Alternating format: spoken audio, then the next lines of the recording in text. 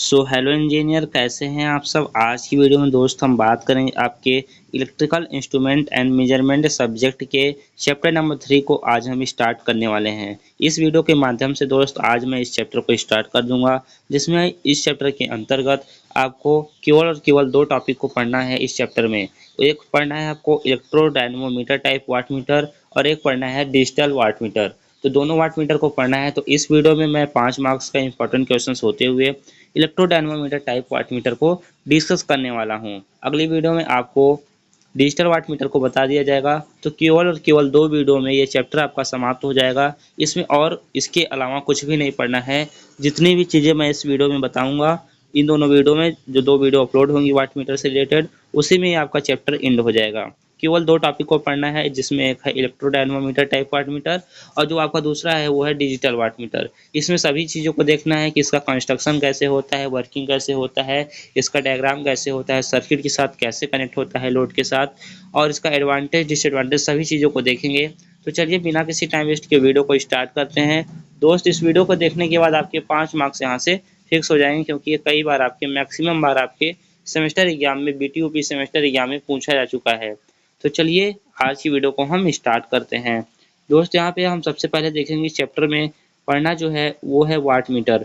तो पहले जान लेते हैं वाट मीटर आखिर होता क्या है प्यारे साथियों। तो जो आपका चैप्टर 3 है उसमें आपको वाट मीटर पढ़ना है।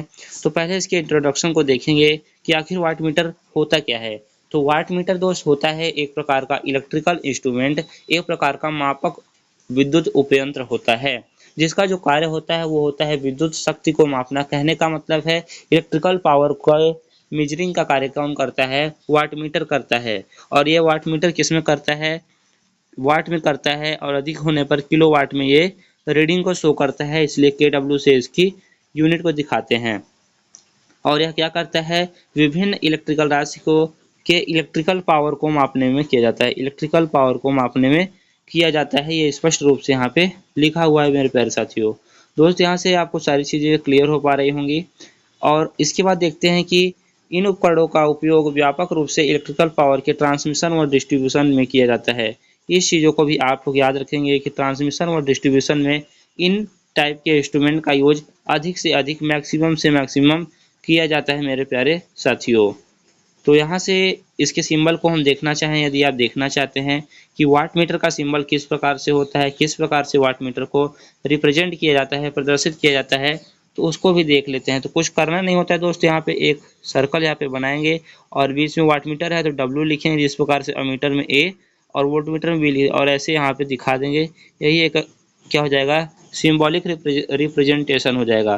तो चलिए आगे दिखाते हैं आपको किस प्रकार से यहाँ पे आपको आपके डिनोट किया गया है। तो इस प्रकार से इसका सिंबल होता है दोस्त, यहाँ पे आप लोग देख सकते हैं। ये क्या है दोस्त, पूरा का पूरा आपका वाट मीटर का सिंबल है। तो आपसे यदि वाट मीटर के बारे में पूछा जाता है तो आप यही बताएंगे कि यह एक प्रकार का इलेक्ट्रिकल इंस्ट्रूमेंट होता है, जो कि इलेक्ट्रिकल सर्किट में इलेक्ट्रिकल पावर को अर्थात विद्युत शक्ति को मापने का कार्य करता है। उसे क्या कहते हैं, वाट मीटर कहते हैं। और वाट मीटर का मेनली जो उपयोग किया जाता है ट्रांसमिशन और डिस्ट्रीब्यूशन में किया जाता है। दोस्त, वाट मीटर यहाँ पे सिंबल इसको बना देंगे, और यदि कॉइल के रूप में दिखाना है तो एक होता है इसमें करंट कॉइल, और एक होता है पीसी, एक होता है सीसी और एक होता है पीसी। सीसी मतलब होता है करंट कॉइल, और पीसी जो होता है उसका मतलब होता है पोटेंशियल कॉइल। तो इन दोनों कॉइल का रिप्रेजेंटेशन दिखाना चाहें तो आप इस वाले डायग्राम को भी अपने अपने कॉपी पे बना सकते हैं, और चीज़ों को आप लोग याद रखेंगे और इस डायग्राम को ज़रूर से ज़रूर अपने कॉपी में बना लेंगे, क्योंकि इसमें करंट कॉइल और पोटेंशियल कॉइल दोनों को दिखाया गया है। तो वाट मीटर का जो फार्मूला होता है रीडिंग याद करने का, जो आप जानते हैं इलेक्ट्रिकल पावर का फार्मूला होता है, वो होता है P = VI cos∅। तो इस फार्मूले को भी आप लोग अपने माइंड में रखेंगे, चीज़ों को अच्छे से याद करके रखेंगे। तो इसमें देखिए दोस्त, आपको दो टाइप के पढ़ने होते हैं। एक होता है इलेक्ट्रोडायनमोमीटर टाइप वाट मीटर, और दोस्त एक वहीं पे होता है आपका डिजिटल वाट मीटर। तो डिजिटल वाट मीटर को नेक्स्ट वीडियो में हम देखेंगे। उससे भी 5 नंबर के क्वेश्चन बनते हैं, उसका जो ब्लॉक डायग्राम होता है वो, और उसका एप्लीकेशन कहाँ कहाँ होता है, वो सब चीज़ें पूछी जाती हैं। तो यहाँ पे आज की वीडियो में हम केवल आपके इलेक्ट्रोडायनमोमीटर टाइप वाट मीटर को देखने वाले हैं कि आखिर ये क्या होता है, इसका क्या काम होता है।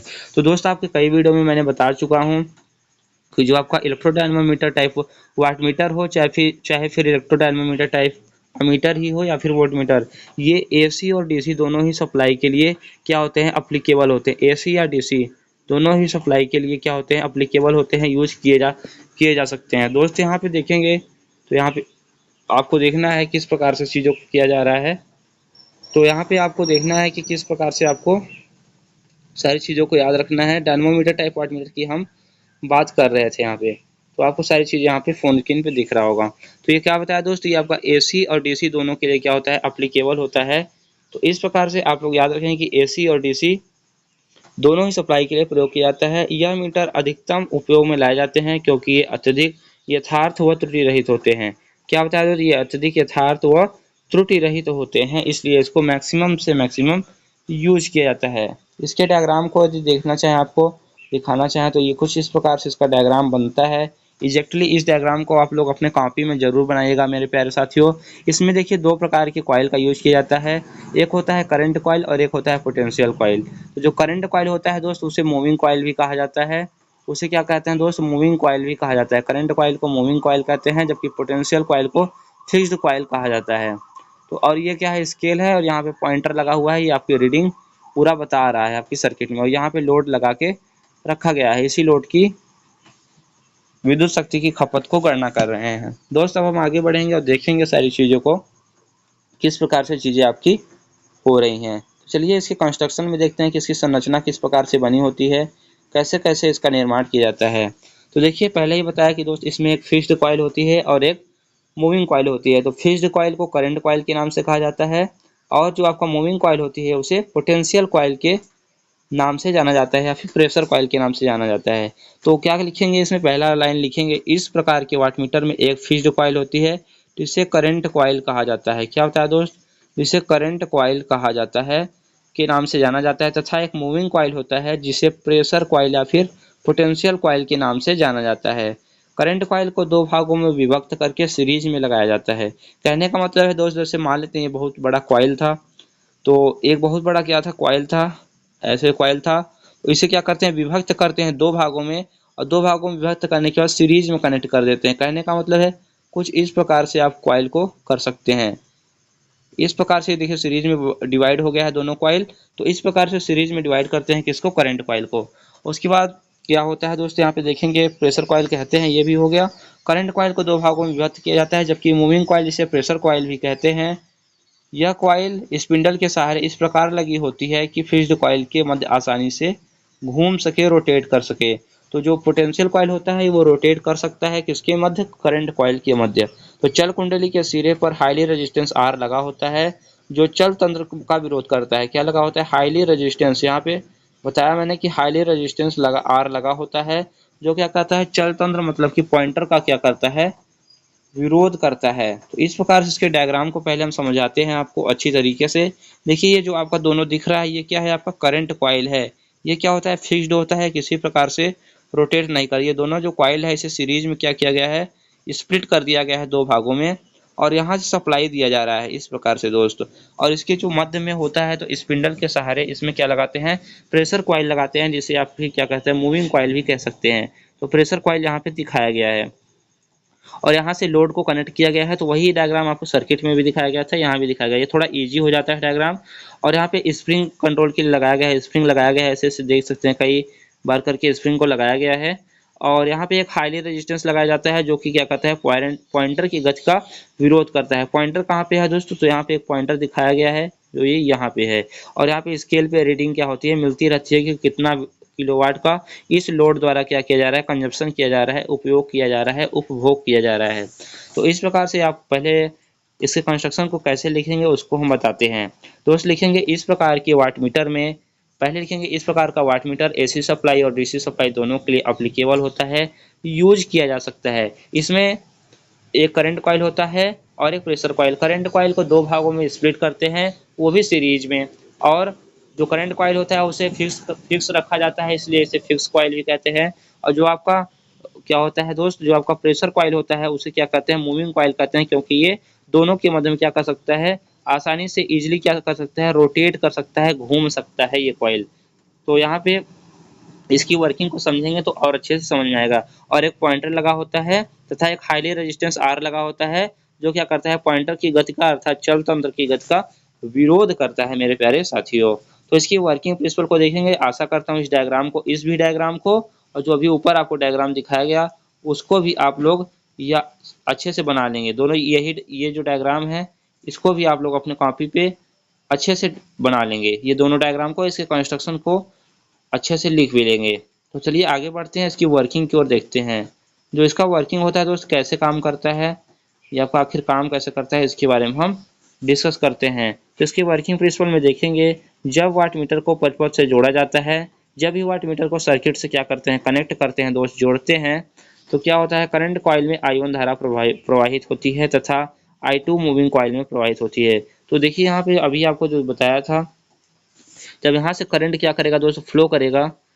एक मिनट दोस्त, यहाँ पे बताया जो करंट फ्लो करेगा तो इस जो कॉइल में जो करंट जाएगी वहाँ पे I1 धारा जाएगी, जबकि इस जो यहाँ से जो आपका करंट आएगा जो इस रास्ते से जाएगा वो क्या होगा, I2 धारा होगी, जो कि प्रेशर कॉइल में जाएगी और जो कि मूवेबल है, मतलब मूविंग कॉइल के रूप में कार्य कर रहा है।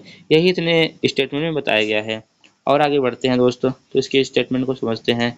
I2 धारा प्रवाहित होती है जिससे मूविंग कॉइल में टॉर्क उत्पन्न होता है। जानते हैं दोस्त कि आपका यदि किसी भी कॉइल में आप क्या देते हैं, करंट देते रहते हैं लगातार, तो उसमें क्या होता है, मैग्नेटिक फील्ड बनता है जिसके कारण वो इंड्यूस्ड ईएमएफ होता है जिससे करंट फ्लो करती है और उसके कारण क्या होता है, टॉर्क एक्ट होता है आपके कॉइल में, जिसके कारण वो रोटेशन उसमें आ जाता है। तो यहाँ पे क्या लिखा है, टॉर्क उत्पन्न होता है दोस्त, क्या लिखा है, टॉर्क उत्पन्न होता है जिसके फलस्वरूप मूविंग कॉइल या स्पिंडल पर लगे पॉइंटर में डिफ्लेक्शन होने लगता है, विक्षेपण होने लगता है।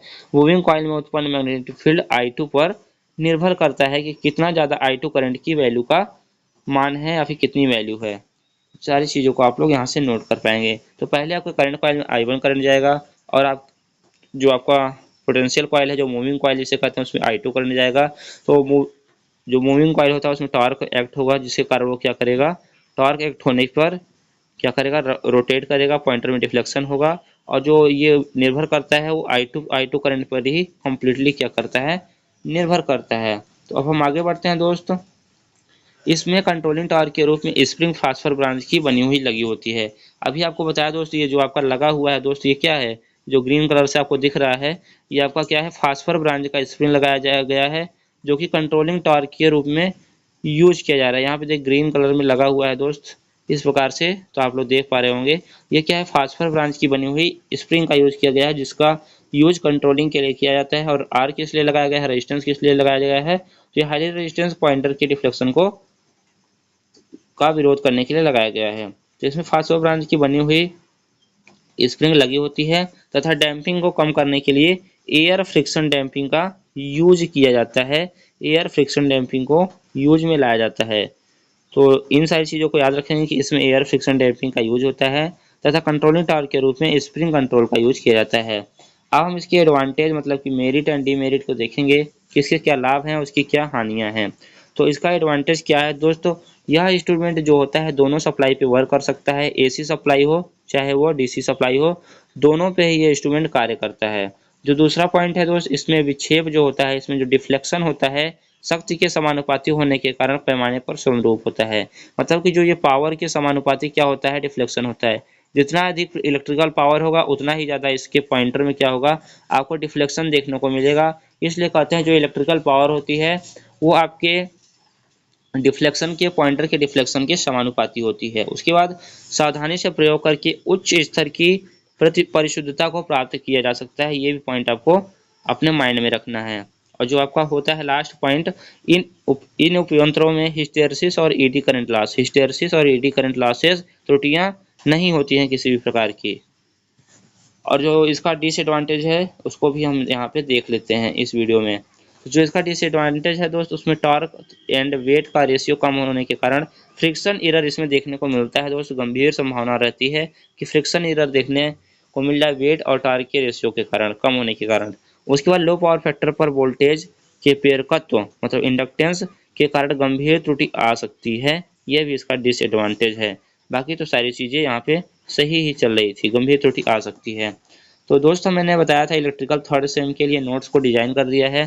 तो नोट्स को लेने के लिए आपको केवल और केवल मोबाइल नंबर आपको बताया था मैंने 630793 9763 मोबाइल नंबर पे कांटेक्ट करके 99 रुपये पेमेंट का स्क्रीनशॉट भेज के आप लोग इजीली नोट्स को प्राप्त कर सकते हैं। जितनी भी क्लासेस मैं यहाँ पे कराता हूँ सभी का आपको पीडीएफ दे दिया जाएगा। हैंड रिटेन नोट्स हर एक सब्जेक्ट का, चाहे इलेक्ट्रिकल मशीन हो, digital electronics, electrical instrument and measurement, और आपका हो गया EEM जिसे कहते हैं electrical and electronics engineering material, और environmental studies and disaster management, और यहाँ तक कि आपको अप्लाइड मेथड के भी नोट्स प्रोवाइड कराए जा रहे हैं दोस्त। तो यहाँ पे हम बात करेंगे कि इसके नोट्स को लेने के लिए क्या करना होगा। इस मोबाइल नंबर पे आपको दिख रहा है, ये मोबाइल नंबर आपके फ़ोन स्क्रीन पे दिख रहा है, इसमें 99 रुपये का 99 रुपये का पेमेंट का स्क्रीनशॉट भेज देंगे तो आपको क्या करा जाएगा, नोट्स भेज दिया जाएगा व्हाट्सएप पे ही।